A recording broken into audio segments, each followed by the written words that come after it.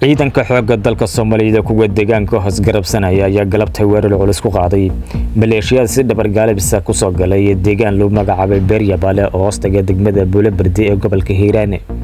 ugu yaraan 10 kamid ah argagixisada sida dhuumaaleysiga deegaankaasi ku soo gashay ayaa la soo timinaya halkaas lagu qaarajiyay waxaana wararku intaas ay ku darayaan in qasaaraha qawarij soo gaaray intaas ka tiri badan yahay taliyaha qaybta 7-aad ee ciidanka xoogga dalka Soomaaliyeed oo soo hogaaminaya howlgalkaasi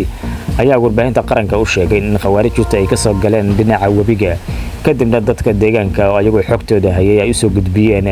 ciidanka xoogga dalka Soomaaliyeed iyo halkaas gardab la ka hayay waxaana sidaas ku bilowday howlgalka lagu soo afjaray khawaarijtan sida dhuumaaleysiga ku soo gashay deegaanka Beryabale ee gobolka Hiiraan maalmihii soo dhaafay gobolka Hiiraan gobolka Shabeellada Dhexe iyo Jubbada Hoose waxa ka socday howlgallo lagu bacsanayo khawaarijta waxaana ciidanka xoogga dalka Soomaaliyeed ay ka soo hoyeen guulay la taaban karo ayagoona maalmo maanta ka dambeysay ku sisqaya tuulooyin fara badan oo khawaarijta muddo dheer ka talinayeen waxaana